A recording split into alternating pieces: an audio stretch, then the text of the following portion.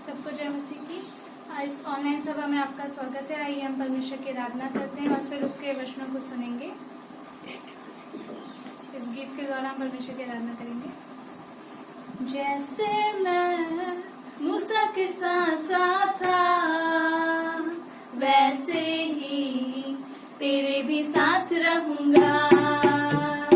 जैसे मैं मूसा के साथ साथ था, वैसे ही तेरे भी साथ रहूंगा। रसदार ना होऊंगा मैं तुझसे, रसदार ना होऊंगा मैं तुझसे, और तुझे न कभी छोड़ूंगा। जैसे मैं मूसा के साथ साथ था, वैसे ही तेरे भी साथ रहूंगा। जैसे मैं मूसा के साथ साथ था, वैसे ही तेरे भी साथ रहूंगा। हौसला रख मजबूत हो जा, बेदिल ना हो खौफ न खा। हौसला रख मजबूत हो जा, बेदिल ना हो खौफ न खा। जिंदगी भर कोई शख्स तेरे सामने, जिंदगी भर कोई शख्स तेरे सामने देर खड़ा न कभी रह सकेगा। जैसे मैं मूसा के साथ साथ था, वैसे ही तेरे भी साथ रहूंगा। जैसे मैं मूसा के साथ साथ था, वैसे ही तेरे भी साथ रहूंगा। यहोशुआ उठ लोग साथ ले जा, मुल्क कनान को पहुंचा। यहोशुआ उठ लोग साथ ले जा, मुल्क कनान को पहुंचा। जहाँ टिकेगा तेरे पाँव का तलवा, जहाँ टिकेगा तेरे पाँव का तलवा, वो जगह मैं तुझे दे दूंगा। जैसे मैं मूसा के साथ साथ था, वैसे ही तेरे भी साथ रहूंगा। जैसे मैं मूसा के साथ साथ था, वैसे ही तेरे भी साथ रहूंगा। मेरे कलाम से न दाएं मुड़ना, मेरे कलाम से न बाएं मुड़ना, मेरे कलाम से न दाएं मुड़ना, मेरे कलाम से न बाएं मुड़ना। मुड़ जाए लोग ये सारे, मुड़ जाए लोग ये सारे, मैं तुझसे न मुंह मोड़ूंगा। जैसे मैं मूसा के साथ साथ था, वैसे ही तेरे भी साथ रहूंगा। जैसे मैं मूसा के साथ साथ था, वैसे ही तेरे भी साथ रहूंगा। रसदार ना होऊंगा मैं तुझसे, रसदार ना होऊंगा मैं तुझसे, और तुझे न कभी छोड़ूंगा। जैसे मैं मूसा के साथ साथ था, वैसे ही तेरे भी साथ रहूंगा। जैसे मैं मूसा के साथ साथ था, वैसे ही तेरे भी साथ रहूंगा। वैसे ही तेरे भी साथ रहूंगा।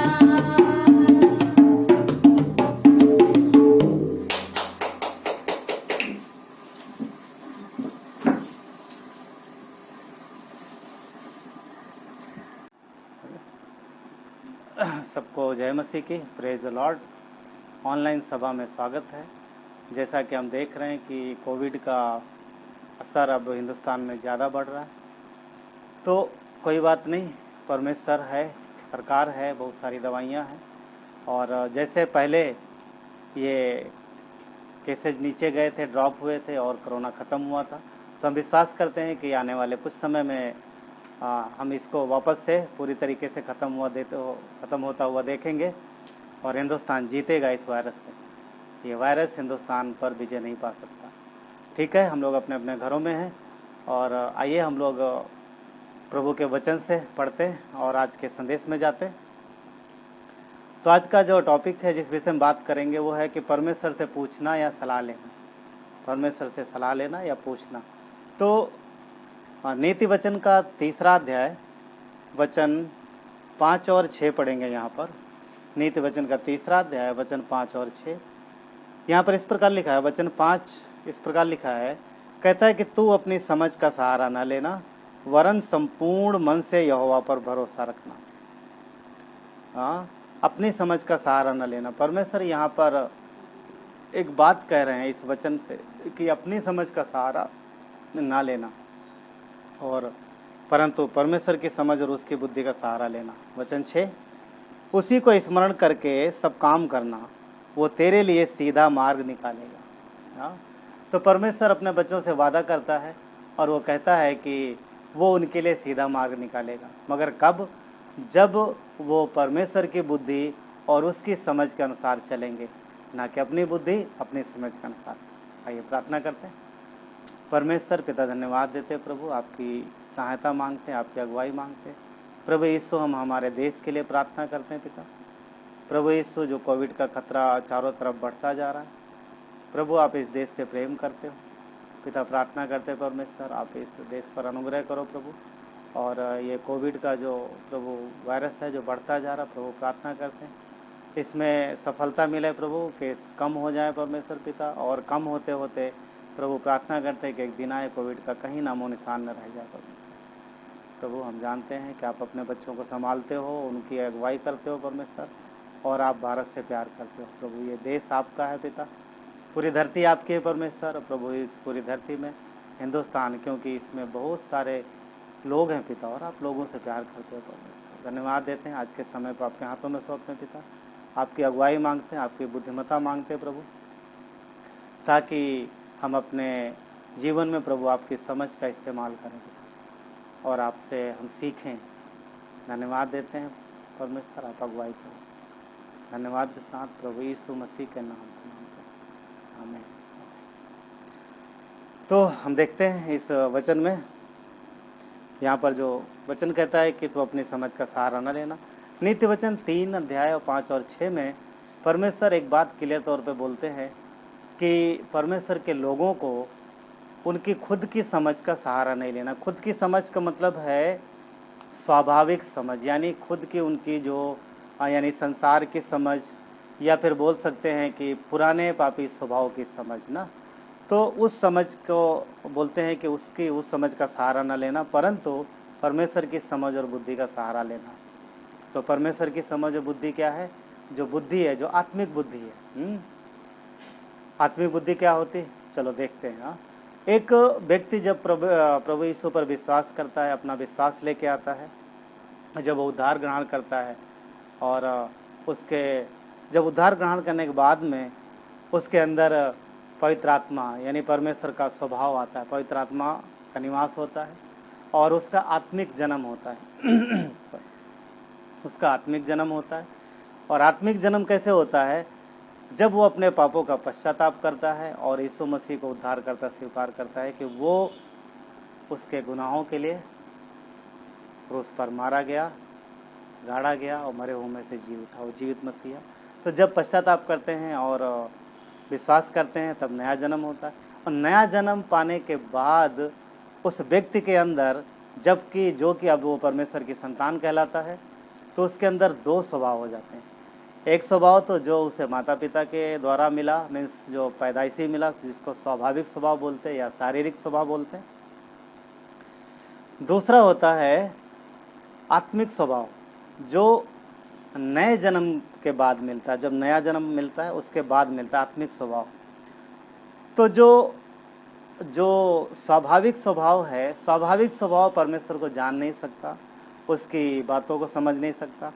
और जो अविश्वासी है, अविश्वासी यानी जो पुनर्जन्म नहीं प्राप्त किए हैं, उनके पास एक ही स्वभाव होता है, वो है स्वाभाविक स्वभाव। परंतु जिन्हें पुनर्जन्म प्राप्त हुआ यानी जो नया जन्म पाए हैं, जो मसीह में जिन्होंने नया जन्म मिला है, वो विश्वासी हैं, वो परमेश्वर के जन कहलाते हैं। और उनके पास दो स्वभाव होते हैं, एक तो स्वाभाविक स्वभाव जो उन्हें स्वभाव से मिला यानी पैदाइशी मिला, और दूसरा होता है आत्मिक स्वभाव जो उन्हें नया जन्म प्राप्त होने के बाद मिलता है। तो ये दो स्वभाव है। और स्वाभाविक स्वभाव या पापी स्वभाव कभी भी परमेश्वर को व्यक्तिगत तौर पे जान नहीं सकता। यानी कहने का मतलब ये है कि जो विश्वासी के अंदर दो स्वभाव हैं, दो स्वभाव, तो शारीरिक स्वभाव यानी जो स्वाभाविक स्वभाव है वो परमेश्वर के साथ रिश्ता नहीं रख सकता, वो परमेश्वर के साथ बातचीत नहीं कर सकता, वो उसको जान नहीं सकता। परंतु जो आत्मिक है यानी आत्मिक स्वभाव, विश्वासी के अंदर दो स्वभाव होते हैं। आत्मिक स्वभाव जो है यानी विश्वासी व्यक्ति या फिर आत्मिक स्वभाव, वो परमेश्वर के बारे में जान सकता है, परमेश्वर को व्यक्तिगत तौर पे जान सकता है। पॉइंट ये है बोलने का कि एक जो अविश्वासी व्यक्ति है वो परमेश्वर के बारे में जान सकता है परंतु परमेश्वर को नहीं जान सकता। परंतु जो एक विश्वासी व्यक्ति है वो परमेश्वर के बारे में जान सकता है और परमेश्वर को भी जान सकता है। कहने का मतलब ये है कि वो परमेश्वर के बारे में जान सकता है और परमेश्वर के साथ वो रिश्ता भी रख सकता है, उसके साथ गहरा एक अच्छा रिलेशन बना सकता है, क्योंकि उसको नया जन्म हुआ है और उसके पाप क्षमा हुए हैं। सिर्फ उद्धार पाया हुआ विश्वासी ही परमेश्वर के साथ अपना रिश्ता बना सकता है, क्योंकि परमेश्वर का आत्मा उसमें निवास करता है और वो परमेश्वर की संतान बन जाता है, उसके पाप क्षमा होते हैं तथा वो परमेश्वर के साथ अपने रिश्ते को मजबूत कर सकता है, मजबूत कर पाता है। और ये सब वो करता है, ये सब अगर के एक विश्वासी के जीवन में होता है तो वो होता है परमेश्वर के वचन के माध्यम से, पवित्र आत्मा जो सहायता करता है। परमेश्वर के साथ गहरा रिश्ता बनाने के लिए कोई और तरीका नहीं है, सिर्फ एक ही तरीका है, वो है परमेश्वर का वचन। परमेश्वर के वचन के द्वारा हम उसके साथ गहरा रिश्ता बना सकते हैं, प्रार्थना में, फेलोशिप में, संगति में, और जो हम परमेश्वर के साथ जो समय बिताते हैं व्यक्तिगत तौर पे वो उसमें। परमेश्वर अपने बच्चों से बातचीत करना चाहते हैं, उनके साथ एक मजबूत रिश्ता बनाना चाहते हैं और उन्हें वो उनके जीवन की बहुत सी बातें बताना चाहते हैं, परंतु इसके लिए एक ही माध्यम है और वो है परमेश्वर का वचन, क्योंकि परमेश्वर वचन के बाहर कुछ भी बातचीत नहीं करते। परमेश्वर अपने वचन से बाहर कोई रिश्ता नहीं रखते हैं, क्योंकि वो अपने वचन के द्वारा ही लोगों से बातें करते हैं। आज के समय में हम परमेश्वर को जान सकते हैं, उनकी आवाज़ भी सुन सकते हैं, उनके द्वारा उनके साथ वार्तालाप कर सकते हैं, बातचीत कर सकते हैं, मगर इसके लिए एक ही माध्यम है, वो है परमेश्वर के वचन के द्वारा। इसके अलावा और कोई भी माध्यम नहीं और कोई भी बातचीत नहीं। तो जो परमेश्वर से पूछना, जिस विषय पे हम लोग बात करें, सलाह लेना, तो जब हम परमेश्वर से पूछना चाहते हैं, परमेश्वर से सलाह लेना चाहते हैं, तो किस माध्यम से जानेंगे। कई सारे लोग हैं जो कि उनका सोचना इस प्रकार से होता है कि वो प्रार्थना में जाएंगे और बैठ जाएंगे घुटने टेक करके और प्रार्थना करेंगे और अपनी समस्या के विषय में और प्रभु को बोलेंगे और उसके बाद में उनको कुछ न कुछ आंसर मिल जाएगा और बोलेंगे कि परमेश्वर ने बात बोला। तो कैसे पता चलेगा कि जो बात उस व्यक्ति के हृदय में आई है वो परमेश्वर की इच्छा अनुसार है या परमेश्वर की इच्छा से बाहर? कहीं उनका खुद का स्वभाव ना, तो शरीर की मर्जी तो नहीं है। तो ये जानने का एक बेहतर तरीका है, जो उत्तर मिला है, जिस बात का उत्तर मिला है, जो बात बताई गई है, जो बात पता चली है, क्या वो परमेश्वर के वचन के अनुसार मैच होती है? क्या परमेश्वर का वचन, क्या सिद्धांत उस बात का अगुवाई कर रहा है, उस बात का सपोर्ट कर रहा है, क्या सिद्धांत के अनुसार है? अगर है तो फिर वो परमेश्वर की ओर से हो सकता है, अन्यथा परमेश्वर अपने वचन से कभी भी बाहर बात नहीं करते। कई बार परमेश्वर के लोग व्यक्तिगत जीवन में चलते चलते या फिर ना जैसा जो भी माहौल रहता है उसमें चलते चलते कई बार वो परमेश्वर के वचन में फैमिलियर हो जाते हैं। दो बातें होती, या तो बहुत बढ़ जाते हैं या फिर फैमिलियर हो जाते हैं। और जब फैमिलियर हो जाते हैं तो फिर यहाँ प्रॉब्लम हो जाती है, क्योंकि जब हम वचन के साथ फैमिलियर हो जाते हैं तो फिर हम परमेश्वर की आवाज़ को सुनना बंद कर देते हैं। हम सुन नहीं पाएंगे उसकी आवाज़ को, समझ नहीं पाएंगे उसकी आवाज़ को। क्यों? क्योंकि ये बहुत आसान है, बहुत संभव है कि वचन के साथ फैमिलियर हो जाना। और शैतान ये चाहता है कि तुम वचन के साथ फैमिलियर हो जाओ, तुम सीरियस मत लो परमेश्वर को। ये वो चाहता है, ये उसकी इच्छा है। जो भी है काम करते रहो। हाँ, ये सोचो परमेश्वर प्यार करता है, परमेश्वर कभी हमसे नफरत नहीं करता है, परमेश्वर भला है, परमेश्वर धीरज से क्रोध करने वाला है। इन्हीं सब बातों में शैतान चाहता तुम यही सोचो और तुम वचन से दूर रहो, प्रार्थना से दूर रहो, परमेश्वर के साथ जो गहरा रिश्ता उससे दूर हो। और तो और अपने जीवन में जो दैनिक जीवन जो हम जीते हैं, या जो जीवन परमेश्वर ने हमें धरती पर दिया है, इस जीवन में कभी भी कोई भी बात परमेश्वर से मत पूछो। कोई भी काम जब करो तो तुम अपनी इच्छानुसार करो। ये शैतान चाहता है, ये उसकी चाल है। और ज़्यादातर विश्वासी यही करते हैं। उनको लगता है कि उनके पास अनुभव है, उनको वचन का नॉलेज है, ज्ञान है, और वो कई बार अक्सर वो ये गलती करते हैं कि अगर कुछ भी उनके जीवन में समस्या है या फिर कोई काम करने जा रहा है तो वो अपने खुद के अनुभव के अनुसार करते हैं, परंतु परमेश्वर से बैठ के परमेश्वर के साथ सलाह नहीं लेते, पूछते नहीं है कि क्या इस काम को जो हम करने जा रहे हैं उसमें आपकी क्या मर्जी है। परमेश्वर पिता है, अपने बच्चों से प्यार करता है और वो चाहता है कि हर बात हम उससे पूछें, हर बात हम उससे पूछें। हाँ, ये परमेश्वर की इच्छा है। अगर हम लोग जोशुआ की किताब में देखें तो वहाँ पर एक घटना है, यीशु के किताब में वहाँ पर एक घटना है और एक समय है जहाँ पर यीशु बहुत अच्छा सेवक है। हम जानते हैं मूसा के बाद परमेश्वर ने यीशु को वो सेवकाई दिया और यीशु ही इज़राइल को अंदर लेके गया, यानी कनान में यरदन पार लेके गया। अब यीशु की अगुवाई में जो परमेश्वर के लोग हैं वो चल रहे हैं और यीशु को परमेश्वर ने बोला है कि कई सारी जगहों पर जो लोग रह रहे हैं उनको निकालना है और जगहों को कैप्चर करना है, वहाँ पर लोगों को बसाना है।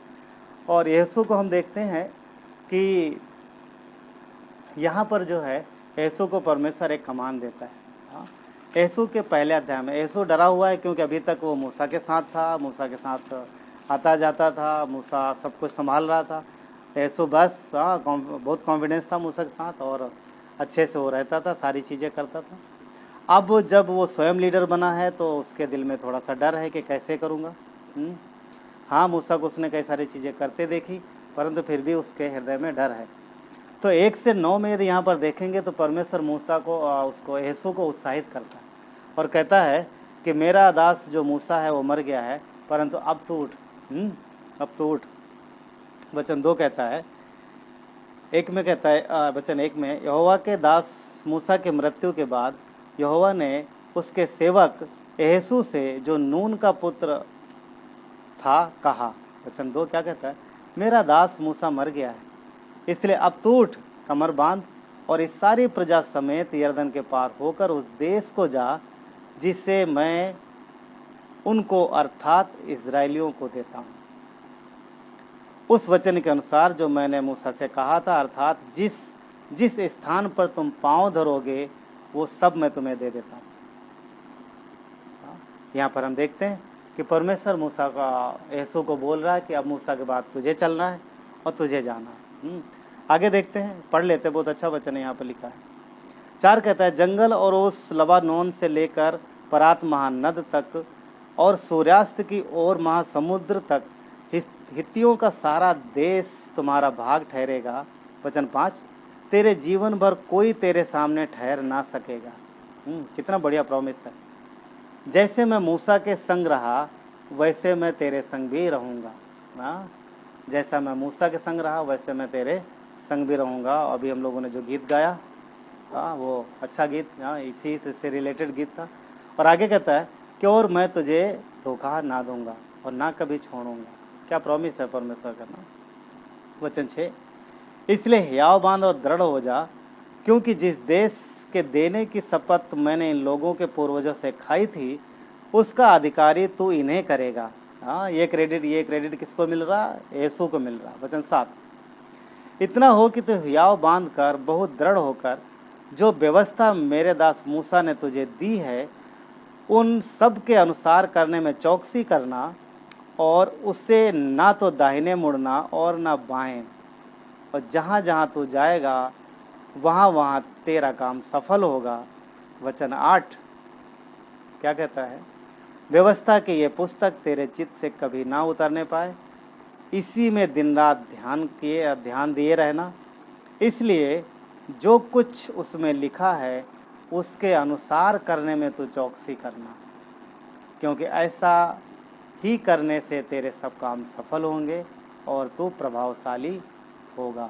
यहाँ पर अच्छा प्रॉमिस है और परमेश्वर की इच्छा है कि यदि हम उसके वचन के अनुसार करते हैं और करेंगे तो परमेश्वर हमारे और आपके जीवन में भी अद्भुत काम करेगा और हमें और आपको भी प्रभावशाली बनाएगा। वचन 9 क्या कहता है? क्या मैंने तुझे आज्ञा नहीं दी? हियाव बांध कर दृढ़ हो जा, भय ना खा और तेरा मन कच्चा ना हो, क्योंकि जहाँ जहाँ तू जाएगा वहाँ वहाँ तेरा परमेश्वर यहोवा तेरे संग रहेगा। कितना बढ़िया परमेश्वर ने यहाँ यीशु को वादा दिया, और यहाँ पर यीशु का सारा डर निकल गया। सारा जो उसके अंदर जो मीन्स जो शक था, जो भी था, उसको लग रहा था कि मैं नहीं कर पाऊँगा, कैसे ले जा पाऊँगा ना। और बहुत सारी उसने तकलीफ़ें मूसा के जीवन में देखी हैं, बहुत सारी चीज़ें उसने सही हैं, तो शायद वो डरा हुआ है क्योंकि वो लोगों का स्वभाव जानता था। अब ये वही उन्हीं की संतानें हैं। फिर भी परमेश्वर जब उसके पास आया और परमेश्वर ने जब प्रॉमिस किया ना, तो यीशु का सारा भय निकल गया। और उसके आप जब आगे देखोगे यीशु वहाँ से चल पड़ता है और आगे की जो कार्यवाही वो पूरा करता है। और हम देखते हैं कि वो कई सारे देश को जीत लेता है, कई सारे उस एरिया के कई सारे राजाओं पर वो विजय पाता है और अच्छी विजय उसे हासिल होती है। आसपास के लोग जो है डर जाते हैं, आसपास के लोग थरथराने लगते हैं। क्यों? क्योंकि ये उनका ये काम जो है वो अद्भुत तरीके से कर रहे हैं और कुछ ऐसे काम किए इन्होंने जो कि लोगों को लग रहा है यार कैसे संभव है, इनके बस की तो बात नहीं है। परंतु वो जानते थे कि इनका परमेश्वर सामर्थी परमेश्वर है। उसने मिस्र में भी काफ़ी हलचल मचाई है, उनको सुनने में आया था। तो बहुत सारे लोग इस बात से डर गए क्योंकि मिस्र भी तबाह हो चुका था, परमेश्वर ने वहाँ पर बहुत से काम किए थे। तो आसपास के लोगों में डर फैल गया था। तो हम देखते हैं कि यहाँ पर परमेश्वर अपने जो यीशु को उन्होंने कहा कि व्यवस्था की पुस्तक तेरे चित्त से कभी उतरने ना पाए ना। तो यहाँ पर व्यवस्था की पुस्तक यानी परमेश्वर के वचन है, और परमेश्वर के वचन मतलब परमेश्वर की आज्ञा या परमेश्वर की इच्छा। परमेश्वर की इच्छा का मतलब यह है कि परमेश्वर के लोगों के लिए वो बातें जो उन्हें करना है, जो उन्हें अपने जीवन में लागू करना है, और जब वो ऐसा करते हैं तो उनके जीवन में आशीष और ब्लेसिंग है। रोमियो 10:17 कहता है, अतः विश्वास सुनने से और सुनना मसीह के वचन से होता है। तो जब हम लोग वचन सुनते हैं, मसीह यीशु का वचन सुनते हैं और उस पर विश्वास करते हैं, तो फिर हमारे जीवन में परमेश्वर के काम अद्भुत तरीके से होते हैं। नीति वचन 20:12 कहता है कि सुनने के लिए कान और देखने के लिए आँखें जो हैं उन दोनों को यहोवा ने ही बनाया है। हमारे पास जो आँखें और कान परमेश्वर ने बनाए हैं। आँखों से हम देखते हैं और कानों से हम सुनते हैं। तो ये जो चीज़ें हैं परमेश्वर ने इसलिए दी हैं ताकि हम और आप परमेश्वर के वचन को सुन सकें और पढ़ सकें। मरकुस का 12:30 कहता है, क्या परमेश्वर ने वो मरकुस के 12:30 में परमेश्वर ने क्या आज्ञा नहीं दी? क्या इस प्रकार नहीं कहा कि सारे मेरे वचनों को, मेरी आज्ञाओं को, किस पर ऐसा लिखता है कि मेरी आज्ञाओं को और मेरे वचनों को पूरे प्राण, पूरे मन, पूरी बुद्धि और पूरी शक्ति से मानो। मरकुस के 12:30 में पूरे मन, पूरे प्राण, पूरी बुद्धि और पूरी शक्ति के साथ मसीह यीशु ने कहा मेरे वचनों पर को मानो। तो यहाँ पर भी पर मसीह यीशु ने भी वो बात दोहराई है जो मूसा को, जो यीशु को परमेश्वर ने बोला वहाँ पर कि व्यवस्था की ये पुस्तक तेरे चित्त से न उतरने पाए। वही बात हम यहाँ पर देखते हैं मरकुस के 12:30 में कि यीशु ने बोला कि जो मेरे वचन हैं उनको तुम सारे प्राण से, सारी बुद्धि से, सारी शक्ति से प्रेम करना और सारी सामर्थ्य से, राइट, पूरे मन से। तो ये बात है और यीशु को यहाँ पर बोला है। पर हम देखते हैं कि मसीह यीशु ने जब ये बात बोली है तो हमको भी अपने पूरे मन से परमेश्वर के वचन की ओर ध्यान देना है। यीशु के 9 अध्याय में कुछ हुआ है यहाँ पर। एक्चुअली पूरे 9 अध्याय में ये स्टोरी है, परंतु हम थोड़ा बात करेंगे इस विषय पर। 9 अध्याय में क्या हो रहा है कि आसपास के लोग डरे हुए हैं और इज़राइल के लोग जो है यर्दन पार करके अंदर जा चुके हैं। तो आसपास के लोगों में भय है, डर है, ये जिस तरफ जाएंगे उनका परमेश्वर उन पर विजय दिलाएगा और वो उस पर काबिज हो जाएंगे और उनको वहाँ से भागना पड़ेगा या फिर उन्हें वहाँ से ख़त्म होना पड़ेगा। तो यहाँ पर हम देखते हैं कि यीशु के अध्याय 9 में कुछ लोग हैं जिन्होंने ये प्लान किया कि चलो हम लोग यीशु के पास जाएंगे, यानी इजरायली छावनी में जाएंगे और उनको हम लोग अपने बातों में फंसाएंगे और उनको बोलेंगे कि हम पर अनुग्रह करो, हम पर दया करो। तो यहाँ हम देखते हैं कि आप ये पढ़ लीजिएगा पूरा अध्याय। यहाँ पर लिखा है गिबोनियों का छल। तो गिबोनी एक जो जाति है, वचन 3 में लिखा है कि गिबोन के निवासियों ने सुना कि यीशु ने यरीहो और एक के साथ क्या क्या किया है, तब उन्होंने छल किया और राजदूतों का वेश बनाकर अपने गदहों पर पुराने बोरे, पुराने फटे हुए जोड़े, लगे हुए मदिरा के कुप्पे लाद कर, अपने पाँव में पुरानी पैबंद लगी हुई जूतियाँ और तन पर पुराने वस्त्र पहने और अपने भोजन के लिए सूखी फफूंदी लगी हुई रोटी ले ली। तब वे गिलगाल की छावनी में यीशु के पास जाकर उससे और इजरायली पुरुषों से कहने लगे, क्या कह रहे हैं वो लोग, हम दूर देश से आए हैं, इसलिए अब तुम हमसे वाचा बांधो। तो ये हैं बगल के लोग ही, ये वो लोग हैं जिनके विषय में परमेश्वर ने बोला था कि इनको हटाना है, परंतु ये डर के मारे भेष बना के आए हैं और इन्होंने बहुत सारा इंतज़ाम किया, पूरा सेटअप इन्होंने अच्छे से किया है ताकि ये लगे कि बहुत दूर से आए और बहुत दिन से चल रहे हैं। वचन 7 इस प्रकार कहता है कि तब इजरायली पुरुषों ने उन हिब्बियों से कहा, क्या जाने तुम हमारे मध्य में ही रहते हो, फिर हम तुमसे वाचा कैसे बांधे। उनको लगा कि क्या मालूम, तो वो लोग बोलते क्या पता तुम ये हमारे बीच में ही हो। तब उन्होंने यीशु से कहा हम तेरे दास हैं। तब यीशु ने उनसे कहा, तुम कौन हो और कहाँ से आए हो। तो उन्होंने बातें बताई कि देखो हम वहाँ से आए हैं, इतनी दूर से आए हैं और हमारे साथ वाचा बांधो। पर इन लोगों को थोड़ा शक होता है तो उन्होंने प्रूफ भी दिखाया, और उन्होंने यीशु से कहा देखो, हम लोग देखते हैं वचन 11 में इस प्रकार लिखा है कि इसलिए हमारे यहाँ के वृद्ध लोगों ने और हमारे देश के निवासियों ने हमसे कहा कि मार्ग के लिए अपने साथ भोजन वस्तु लेकर उनसे मिलने जाओ और उनसे कहना कि हम तुम्हारे दास हैं, इसलिए अब तुम हमसे वाचा बांधो जिस दिन हम तुम्हारे पास चलने को निकले। अब देखो यहाँ पे बोल रहे हैं वो लोग कि जिस दिन हम तुम्हारे पास चलने को निकले उस दिन तो हमने अपने घर से ये गरम और ताज़ी रोटी ली थी। देखो क्या दिखा रहे हैं कि गरम और ताज़ी रोटी ली थी, जबकि वो कौन सी ली थी उन्होंने, वही फफूंदी लगी हुई। परंतु क्या लिखा देखो, परंतु अब देखो ये सूख गई है और इसमें फफूंदी लग गई है। और आगे लिखा वचन 13, फिर ये जो मदिरा के कुप्पे हमने भर लिए थे तब तो ये नए थे, परंतु अब देखो फट गए हैं और ये हमारे वस्त्र और जूतियाँ बड़ी लंबी यात्रा के कारण पुरानी हो गई हैं। तो यहाँ पर हम देख रहे हैं कि उन्होंने अब पूरा मतलब प्रूफ दिया कि वो लोग उतनी दूर से चल के आए हैं और ये आसपास के लोग नहीं हैं। यहाँ पर उनके हालात को देख करके, उनकी सूखी फफूंद लगी हुई रोटियों को देख करके, उनके फटे हुए कपड़े और पुराने कपड़े और जूतों को देख करके यीशु और लोगों को लगा हाँ वाकई में ये लोग बहुत दूर के हैं। हाँ, बहुत दूर के हैं। वचन 14 देखिए यहाँ पर क्या लिखा है। तब उन पुरुषों ने यहोवा से बिना सलाह लिए उनके भोजन में से कुछ ग्रहण किया। तब यीशु ने उनसे मेल करके उनसे ये वाचा बांधी कि तुमको जीवित छोड़ेंगे, और मंडली के प्रधानों ने उनसे शपथ खाई। देख रहे हैं वचन 14 क्या कहता है। तब उन पुरुषों ने यहोवा से बिना सलाह लिए।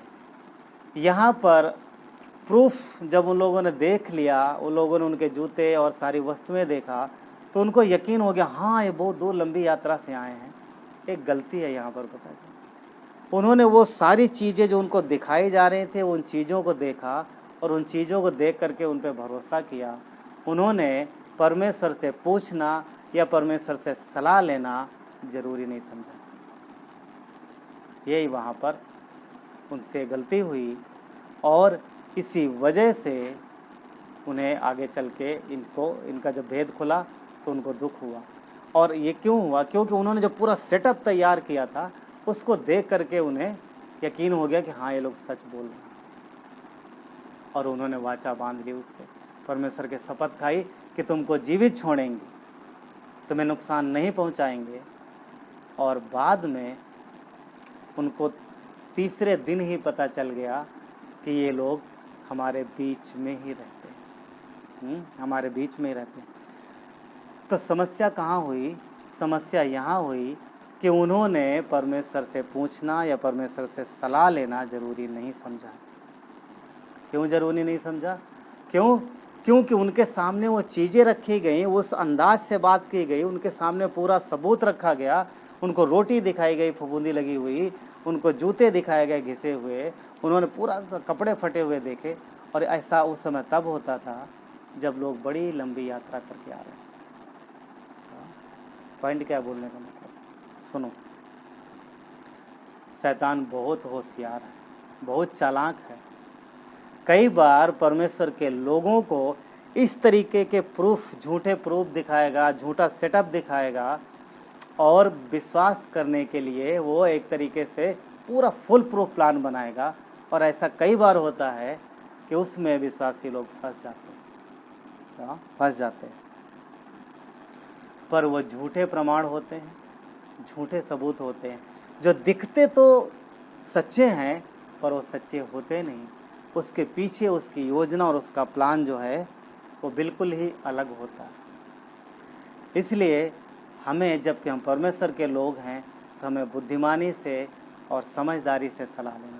हमें परिस्थितियों और हालातों को नहीं देखना है कि सामने क्या है, परंतु हर परिस्थिति में, हर तरीके के हालात पर परमेश्वर पे भरोसा रखना है और उससे सलाह लेना है, उससे पूछना है।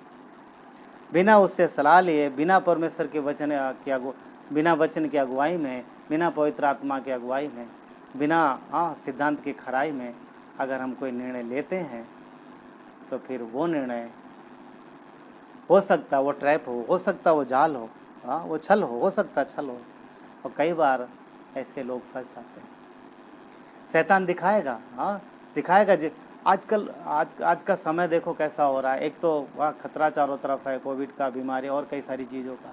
ऊपर से मनुष्य के जीवन में अपने जीवन को सफल बनाने के लिए, या फिर सबसे ज़्यादा आजकल जो चला, ज़िंदगी को बचाने के लिए ना, बहुत सारी चीज़ें, ज़िंदगी को बचाने के लिए बहुत सारी तरीके की बातें आजकल दिखाई जा रही हैं। और अच्छी बात है, कुछ गलत नहीं है, परंतु हमें उन चीज़ों को, जो चीज़ें हमें आसपास दिख रही हैं, उन पर भरोसा ना करके परमेश्वर पर भरोसा करना है। फिर उसकी बुद्धिमत्ता से अपने आसपास की चीज़ों को नियंत्रित करना। कई बार हमारा और आपका शरीर, जो शारीरिक स्वभाव है, वो उन चीज़ों से भयभीत कर सकता है। हमें सावधान रहने की ज़रूरत है, हमें बचाव की ज़रूरत है, परंतु इस काम में परमेश्वर की बुद्धिमत्ता की आवश्यकता है।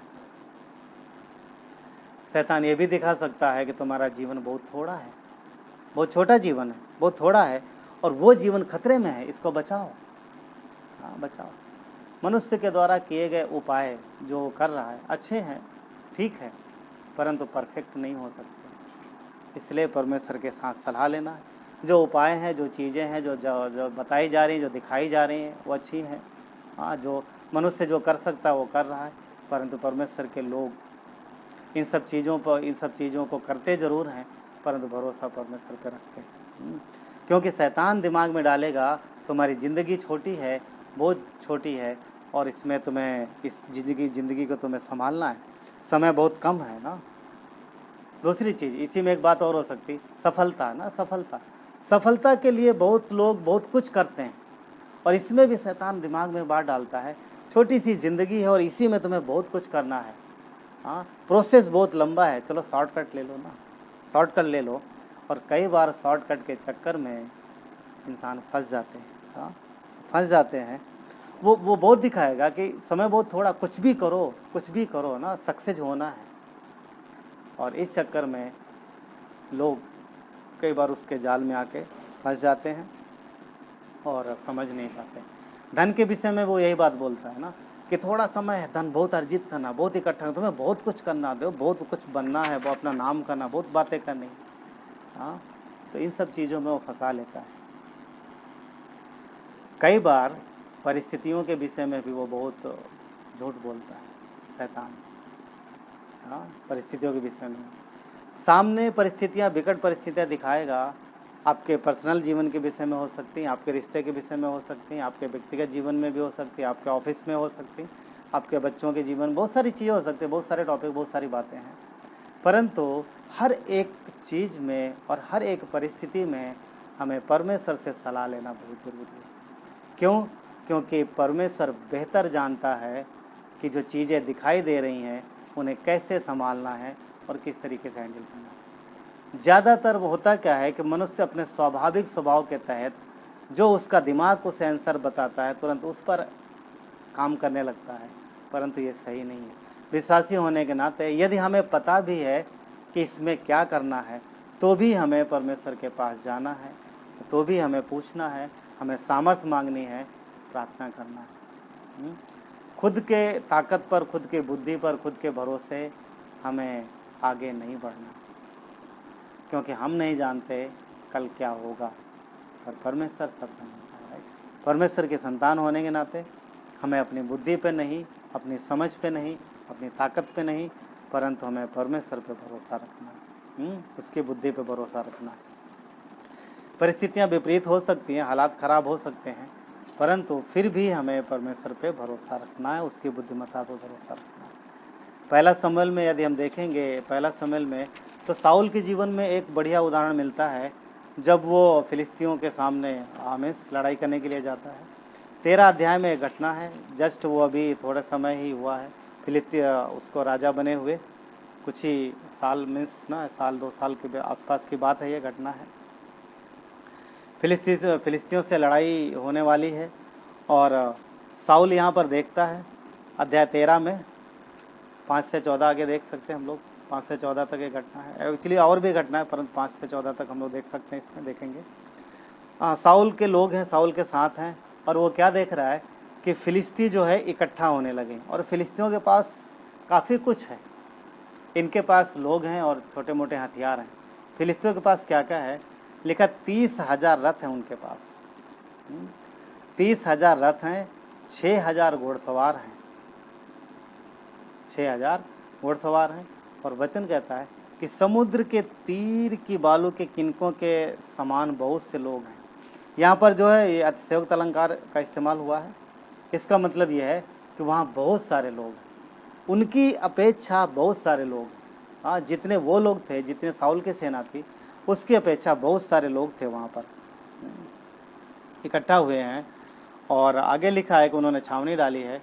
और वचन 6 कहता है, जब इजरायली पुरुषों ने देखा कि हम सकेती में पड़े हैं, और वचन कहता है कि वाकई वो सचमुच संकट में थे। कौन? इजरायली लोग।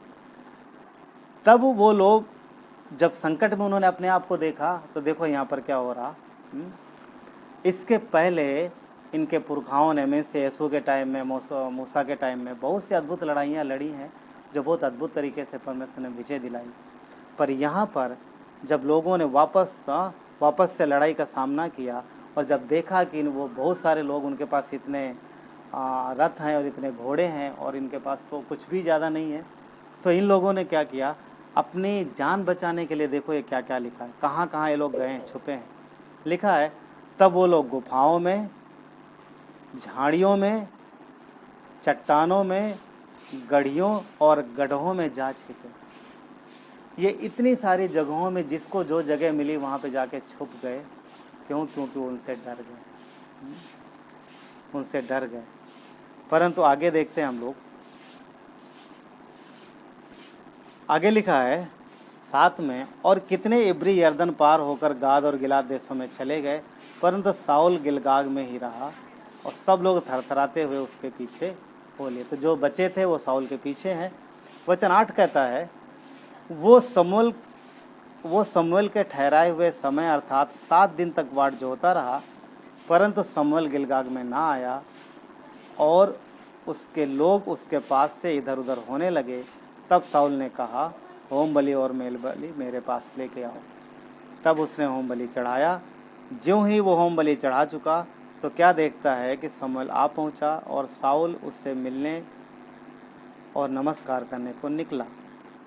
यहाँ पर हम देखते हैं परिस्थितियाँ वाकई जटिल हैं, परिस्थितियाँ विपरीत हैं।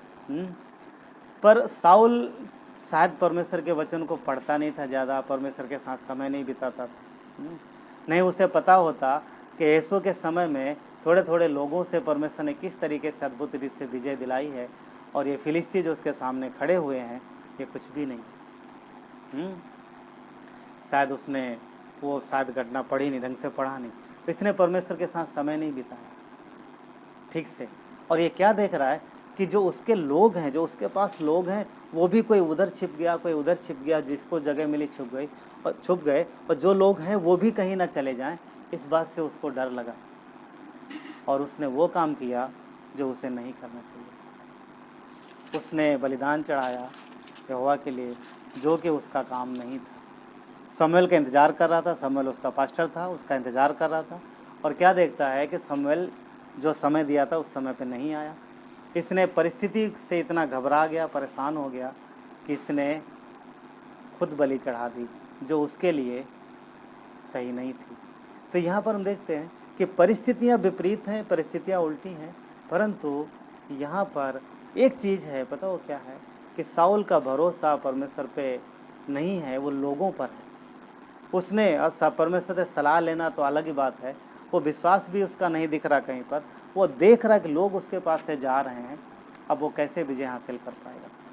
तो यहाँ पर जो परिस्थितियाँ हैं ना, शैतान परिस्थितियों को लेकर के कई बार हमारे और आपके दिमाग में ऐसी बातें डालेगा कि परिस्थितियाँ आपके विपरीत हैं, कैसे कर पाओगे, नहीं हो सकता, संभव नहीं है, कैसे हो सकता है। साउल के अगर देखा जाए 30,000 रथ हैं और इनके पास एक भी नहीं है। 6,000 घुड़सवार हैं, 6,000 सवार लिखा है, 6,000 सवार हैं, और कितने सारे लोग हैं वहाँ पर। इनके लोग जो थे वो भी चले गए। तो एकदम जटिल परिस्थिति है, वाकई में बहुत संकट में परिस्थिति है, परंतु साउल को ध्यान रखना चाहिए, उनका परमेश्वर उनकी ओर से लड़ने वाला परमेश्वर। साउल को लगा वो अपनी ताकत से जीतेगा, वो लोगों के द्वारा जीतेगा। परमेश्वर को लोगों की ज़रूरत नहीं थी, वो थोड़े लोगों में विजय दिला सकता वो परमेश्वर।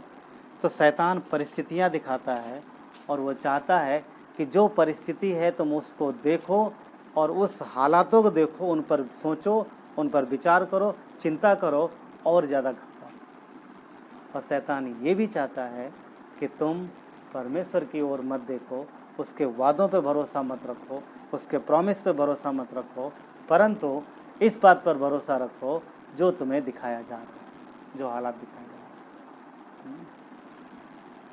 साउल ने गलती करी, नहीं पूछा, परंतु हमें और आपको पूछना है, सलाह लेनी है। परमेश्वर चाहता है कि उसके बच्चे उसके पास आएं और वो उनसे बातें करे, उनसे बताए, उनसे बताए।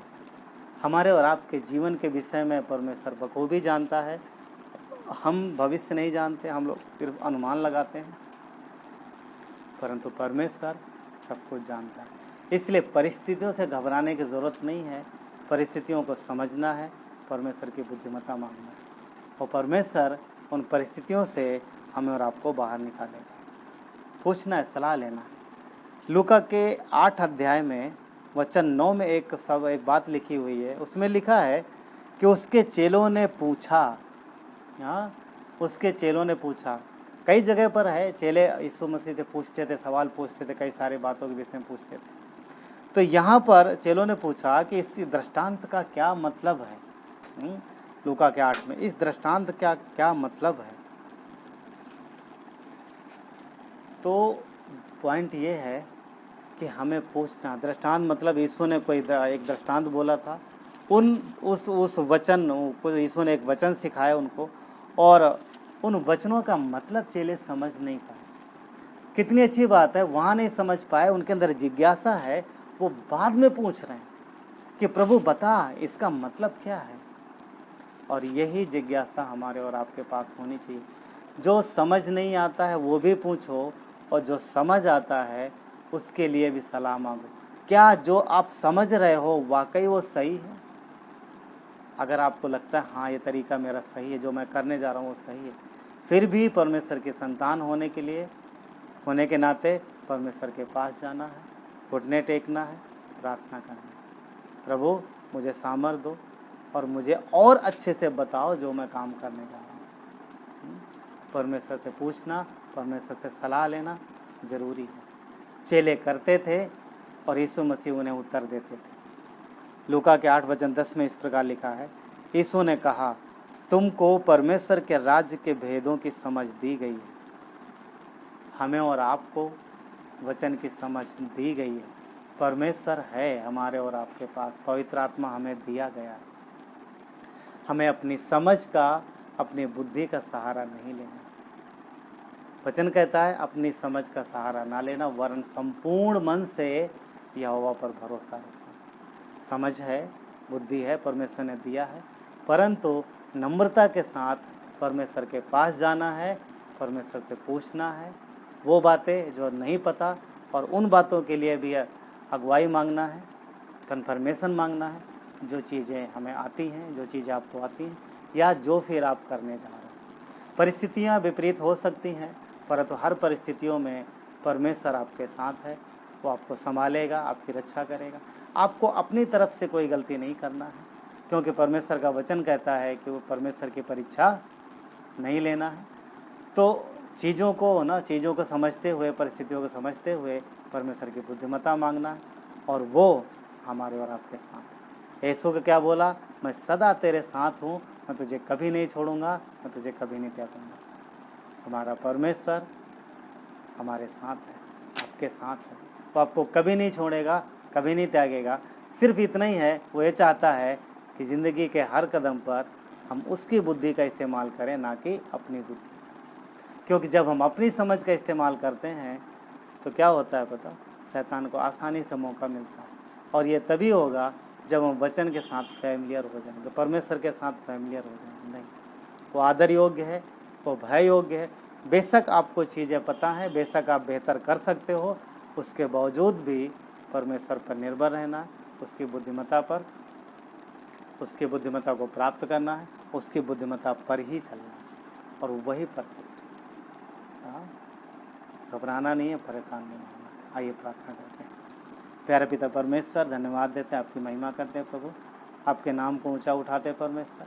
धन्यवाद प्रभु यीशु, आपने कहा मूसा के दास जोशुआ से, यीशु से, कि यीशु तू परेशान मत हो, तो घबरा मत, मैं हूँ तेरे साथ, जहाँ जहाँ तू जाएगा मैं तेरे साथ जाऊँगा। प्रभु हम जानते हैं आज ये वादे हमारे साथ भी हैं, हम जहाँ जहाँ जाते आप हमारे साथ हो। आपने ये भी कहा यीशु को कि तो ये व्यवस्था के पुस्तक तेरे हृदय से उतरने ना पाए। इसका मतलब ये है कि हमें अपने वचन, आपके वचन के अनुसार चलना है, आपके वचन के समझ के अनुसार चलना है, और सारे मन, सारे प्राण, सारी शक्ति, सारी बुद्धि से प्रेम करना। प्रभु यीशु हम देखते हैं कि वही वचन जो आपने जोशुआ को बोला, वही वचन आपने हमें भी बोला कि अपने परमेश्वर से सारी बुद्धि और सारे प्राण, सारी शक्ति, सारे मन से प्रेम करना। और प्रभु आपको प्रेम करने का मतलब ये है कि हम आपके वचनों पर, आपकी आज्ञाओं के अनुसार चलें। पिता प्रार्थना करते हैं और आप प्रभु यीशु मदद मांगते हैं परमेश्वर, सहायता मांगते हैं पिता। जो लोग भी देख रहे हैं प्रभु, आप उनके साथ होना, सुरक्षित रखना इस माहौल में परमेश्वर पिता। आप अपने बच्चों को संभालना प्रभु, उनके जीवन की रक्षा करना परमेश्वर, परिवारों की रक्षा करना पिता। प्रभु हर एक की ज़रूरत के अनुसार प्रभु उनको मार्ग दिखाना और जीवन में परमेश्वर उनकी मदद करना। आपने कहा मैं हूँ तुम्हारे साथ साथ। धन्यवाद देते, आपकी महिमा करते हैं, मसीह यीशु के नाम से मांगते हैं, आमीन।